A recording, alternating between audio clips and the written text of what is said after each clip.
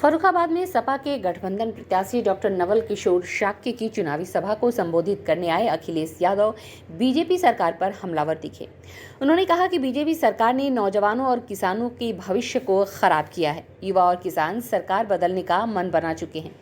शहर के बड़पुर स्थित क्रिश्चियन कॉलेज मैदान में जनसभा को संबोधित करते हुए सपा सुप्रीमो अखिलेश यादव ने कहा कि इस बार सपा प्रत्याशी की जीत के सारे रिकॉर्ड टूटने जा रहे हैं। इस बार युवा वर्तमान सरकार के खिलाफ है।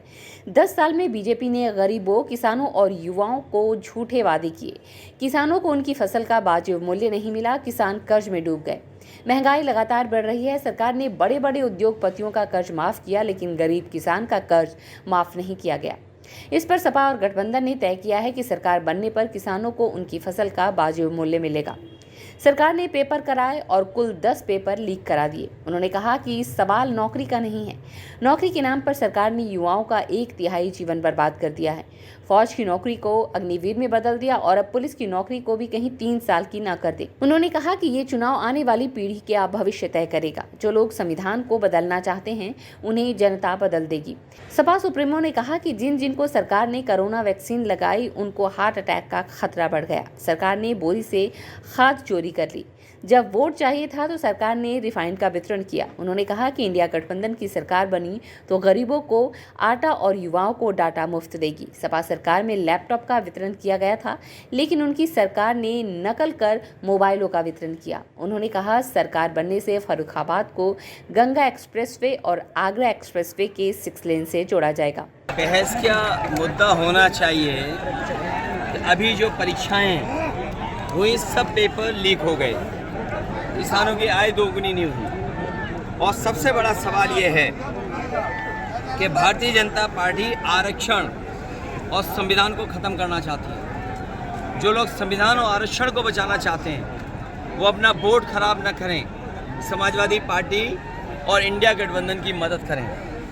आप ये बताइए, जब दिल्ली जैसी जेएनयू में पीडीए परिवार के लोग केवल 15% से कम हैं, बीएचयू यूनिवर्सिटी में 15% से कम नौकरी में है, और लगातार सरकार जो प्राइवेट कर रही है, चीज़ों को आउटसोर्स कर रही है, अग्निवीर जैसी व्यवस्था ला रही है, इससे नौजवान दुखी है। और जितना प्राइवेटाइजेशन बढ़ेगा उतना हमारा आरक्षण छिनेगा। ये सरकार वो है जिसने नौकरी, रोजगार और आरक्षण छीना है और संविधान को खतरा पैदा किया है। इसलिए क्योंकि इनके पास जवाब नहीं है, इसीलिए ये ध्यान हटाने के लिए इन बातों को कर रहे हैं। अखिलेश जी, दूसरा सवाल है कि अभी जिस तरीके से बीजेपी कह रही है कि जो 26/11 का हमला हुआ था उसमें कांग्रेस पार्टी ने आतंकी को रिलीफ दे दिया था, तो क्या लग रहा है कि हिंदू मुस्लिम तुष्टीकरण की राजनीति फैलाई? देखिए, ये इस बार मनमर्जी नहीं चलेगी। मनमर्जी की कोई सुन नहीं रहा है, और भारतीय जनता पार्टी की हर कहानी फेल हो रही है, हर कहानी उनकी फ्लॉप हो रही है। उनका हर डायलॉग जनता स्वीकार नहीं कर रही है, उनका हर डायलॉग फेल हो रहा है। वही घिसे पिटे डायलॉग जनता सुनना नहीं चाहती। वो कहानियाँ जो सुना चुके हैं, उन पे कोई सुनने वाला नहीं है। ये जो पुरानी बातें उठा रहे हैं, वो इसलिए उठा रहे हैं क्योंकि उनके पास जनता को बताने के लिए, कहने के लिए कुछ नहीं है। किसान दुखी है, आय दोगुनी नहीं हुई, माँ गंगा साफ नहीं हुई। आप तो फर्रुखाबाद में रहते, गंगा के किनारे के लोग हैं। हम भी कन्नौज के क्षेत्र के गंगा के किनारे के लोग हैं। बताओ, काली नदी की पूरी गंदगी गंगा में गिर रही कि नहीं गिर रही? आपके फर्रुखाबाद में जो कभी फिल्टर प्लांट लगना था, वो आज भी पूरा नहीं हुआ है, आधा अधूरा पड़ा है।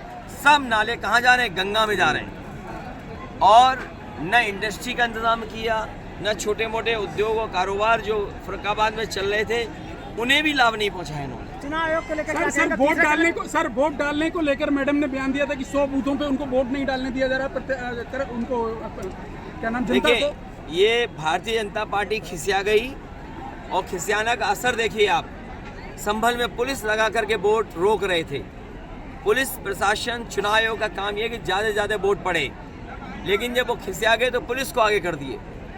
और जो समाजवादियों के पक्के बूथ थे, वहाँ तक भी गड़बड़ी करना चाहते थे। लेकिन मुझे खुशी इस बात की कि समाजवादी कार्यकर्ता ना झुका ना डरा, पूरी जिम्मेदारी के साथ पूरे दिन वोट डालता रहा। उसका परिणाम ये हुआ कि भारतीय जनता पार्टी हार रही है।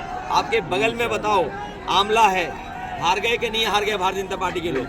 बदायूं हार गए, मैनपुरी हार गए, संभल जहाँ लाठी चलवा रहे थे, पुलिस से घेराबंदी कर रहे थे, वो भी हार गए। और पुलिस और ये अग्निवीर, ये जो पुलिस वाले खाकी वर्दी वाले सोच रहे हैं कि उनकी नौकरी नहीं होगी 3 साल की, इन्हें नौकरी से निकाल देंगे और हो सकता है इनकी भी 3 साल की नौकरी कर दें। अखिलेश जी, तीसरे चरण के चुनाव को किस तरीके से देखते हैं? क्या लग रहा है, सरकार आ रही है? सरकार इंडिया की आ रही है, समाजवादियों की मिलकर के आ रही है, और बीजेपी की विदाई है, और विदाई उनके भाषणों में नजर आ रही है। क्या उनके भाषण नहीं बदल गए? बताइए, जो लखनऊ वाले हैं इनके भाषण ही सुन लो आप। लखनऊ वालों का भाषण क्या है, और जो दिल्ली से आते हैं उनके भाषण क्या है? तो जिनके भाषणों में ही रुझान आ रहा है हार का, तो जनता इन्हें हरा चुकी है। और यहाँ पर जहाँ पर डॉक्टर नवल किशोर साके लड़ रहे हैं, पूरा पीडीए परिवार इनको वोट दे रहा है, और पूरा फरक्काबाद इस बार रिकॉर्ड बनाने जा रहा है। अखिलेश जी, आखिरी सवाल है कि हरियाणा में सरकार 3 जो है निर्दलीय विधायक चले गए, तो क्या लग रहा है कि वहाँ की सरकार जाएगी कि रहेगी? ये तो हरियाणा की बात कर रहे हैं। 4 जून के बाद यूपी की चिंता करना, समाजवादी पार्टी के जो भी यूपी की चिंता करना। स्ट्रीट बस के लिए फर्रुखाबाद से रविनंदन मिश्रा की रिपोर्ट।